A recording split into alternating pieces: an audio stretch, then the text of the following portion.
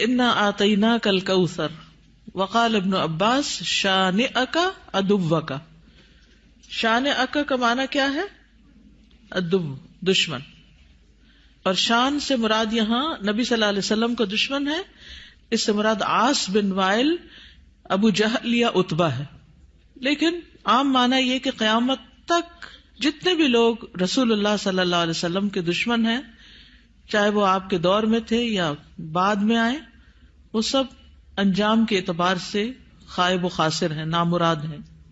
حدثنا آدم حدثنا شیبان حدثنا قتادہ عن انس رضی اللہ عنہ قال لما عرج بالنبی صلی اللہ علیہ وسلم الی السماء، جب معراج پر لے جایا گیا رسول اللہ صلی اللہ علیہ وسلم کو آسمان کی طرف، قال تو آپ نے فرمایا اتیت علی نہر، میں ایک ایسی نہر کے پاس آیا، حافتاہ اس کے کنارے قباب اللؤلؤ مجوفا، کہ وہ قبے تھے خالدار موتی کے، چھوٹے چھوٹے جیسے گنبد سے بنے ہوئے ہوتے ہیں نا. فقلت ما ھذا یا جبریل، میں نے پوچھا یہ کیا ہے جبریل؟ قال ھذا الکوثر، فرمایا یہ ہے نہر کوثر جو انا آتیناک الکوثر کے پس منظر میں ہے. حدثنا خالد بن یزید الکاہلی حدثنا اسرائیل عن ابی اسحاق عن ابی عبیدہ عن عائشہ رضی اللہ عنہا قال، کہتے ہیں سألتها، میں نے ان سے پوچھا، عن قولہ تعالی، اللہ تعالیٰ کے اس فرمان کے بارے میں، انا آتیناک الکوثر، کہ انا آتیناک الکوثر کا کیا معنی ہے؟ الکوثر کیا ہے؟ قالت نہر، کہنے لگی یہ نہر ہے، اعطیہ نبیکم صلی اللہ علیہ وسلم، جو تمہارے نبی صلی اللہ علیہ وسلم کو دی گئی. شاطئاہ علیہ در مجوف، شاطئاہ اس کے دونوں کنارے، علیہ ان پر، در موتی ہیں، مجوف خولدار یعنی اندر سے کھوکھلے. آنیتہ اس کے برتنوں کی تعداد کا عدد النجوم، ستاروں کی گنتی کے برابر ہے. ستارے کتنے ہیں گن سکتے ہیں؟ انگنت. رواہ زکریا و ابو الاحوص و مطرف ان ابی اسحاق. تو انا آتیناک الکوثر کا معنی کیا ہے؟ بلا شبہ ہم نے آپ کو کوثر عطا کی. حدثنا یعقوب بن ابراہیم حدثنا حشیم حدثنا ابو بشر عن سعید بن جبیر عن ابن عباس رضی اللہ عنہما انہ قال فی الکوثر هو الخیر الذی اعطاہ اللہ ایاہ، کہ کوثر وہ خیر ہے جو اللہ نے آپ کو عطا کی. قال ابو بشر قلت لسعید بن جبیر، ابو بشر کہتے ہیں میں نے سعید بن جبیر سے کہا جو ابن عباس کے شاگرد تھے، فإن الناس يزعمون انه نہر، کہ لوگ تو یہ سمجھتے ہیں کہ وہ ایک نہر ہے، فی الجنت جنت میں. فقال سعید، تو سعید کہتے ہیں النہر الذی فی الجنت، کہ وہ جنت والی جو نہر ہے، من الخیر اس خیر میں سے ہے، الذی آتاہ اللہ ایاہ جو اللہ تعالیٰ نے آپ کو عطا کی. تو کوثر کا لفظ جو ہے یہ لغوی اعتبار سے کثرت سے ہے، اس سے مراد خیر کثیر ہے، جیسے کہ آگے ابن عباس کہتے ہیں. اور اس میں دوسرے معنی بھی آ جاتے ہیں، جیسے جنت میں نہر کوثر وہ اسی خیر کثیر کا حصہ ہے، یعنی خیر کثیر عمومی لفظ ہے اور پھر اس کی مثالیں ہیں جیسے نہر اور حوض وغیرہ. اسی طرح حوض کوثر کو بھی اس کا مصداق بتایا گیا ہے. اہل ایمان جنت میں جانے سے پہلے رسول اللہ صلی اللہ علیہ وسلم کے دست مبارک سے اس کا پانی پیئیں گے. اس حوض میں پانی جنت والی نہر سے آ رہا ہوگا. اس طرح تطبیق ہو جاتی.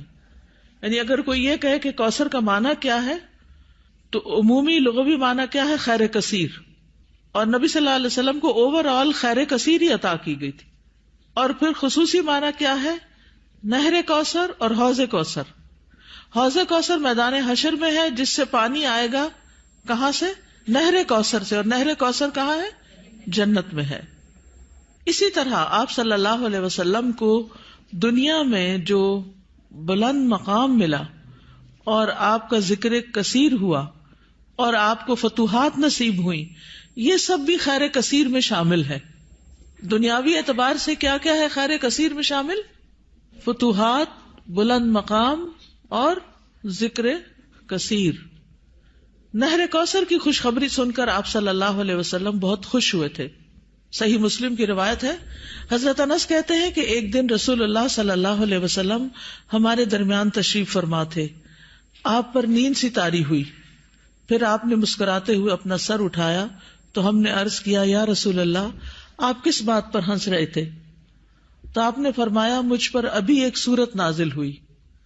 پھر آپ نے بسم اللہ الرحمن الرحیم انا اعطیناک الکوثر فصل لربک وانحر ان شانئک ھو الابتر پڑھی, اور فرمایا کہ تم جانتے ہو کہ کوثر کیا ہے؟